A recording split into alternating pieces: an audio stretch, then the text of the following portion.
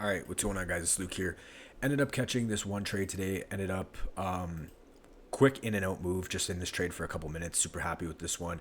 Executions are in the Discord, so if you guys want to go check out the Discord, links in the pinned comment. If you guys need a discount for Alpha Futures, links in the pinned comment as well. So coming into the day, I had a bearish bias. I wanted to see price honestly flush lower, and that's actually what we ended up getting off of market open. So coming into the day, we had draws lower. We had these lows, we had these lows, we had Monday PM low, and then we had previous day low.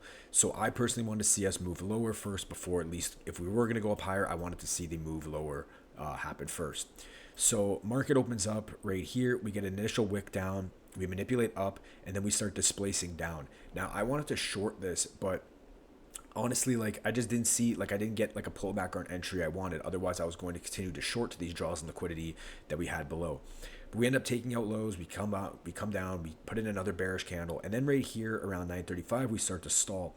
And if you look at ES at the same time, ES took out the Monday PM low, which is this purple line right here, and it also took out previous day low. So at this point, if we're going to continue bearish, you want to see ES displace past previous day low and continue to put in lower highs and lower lows. Otherwise, there's the potential of a reversal or an SMT. So as you can see right here, ES takes out the Monday PM low and previous day low, and NQ never takes it out.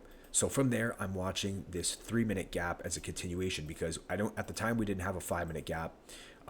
We did have a 4-minute, but I don't really look at the 4-minute that much, but we had this 3-minute gap. So what I said was, if ES continues to displace lower, then I'll look for continued shorts. And as long as NQ continues to respect this 3-minute gap, then I can look for continuation shorts lower, because even below previous day low, we still had draws lower on the higher time frame. So I was watching that 3-minute gap basically as a condition.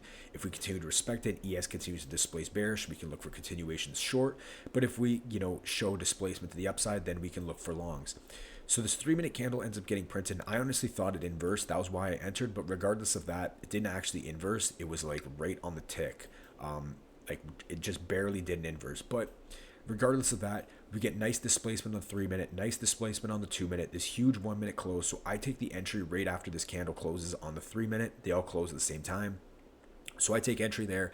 I run my stops below the body, and I notice that we have this market open wick right here from the 930 candle, which I can use as my clear break-even point.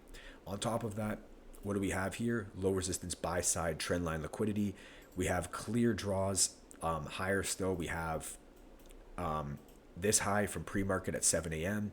and we still have higher time frame draws higher that we could potentially leave runners to, but obviously I'm not trying to hold usually all the way to those moves like up there, right? So basically price comes down, we sweep out some sell side, we get an SMT off of the previous day low and the PM low, because again ES sweeps them out, NQ doesn't. Strong displacement candle on the 3-minute. Again, I thought this was an inversion, but it never actually inversed. But I take the entry. It doesn't really matter. It's just strong displacement to the upside.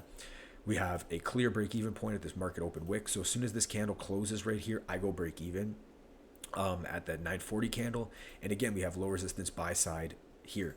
So I scaled out a little bit right here, and then I ended up taking full TP at this wick right here at this from this 706 candle. That was my final TP, and then I was out. As you can see, just under 1.7 R. We cut about 103 points on this, and yeah, super happy with this trade. I thought this was a great trade. Again, obviously you could have left runners, but you see we have to endure this huge pullback, and now it's continuing higher. So it is what it is. Super happy with this trade though. Again, just manipulation down, huge displacement to the upside, SMT, and yeah, clear break even point at the market open wick, and then we just target the low resistance buy side into that hourly high or that swing high from 7 a.m. That's it. So that's it from you guys. Quick one today. Hope you guys learned something from this one, and that's it for me. We'll be back at it tomorrow, and I'll talk to you guys in the next one. Peace.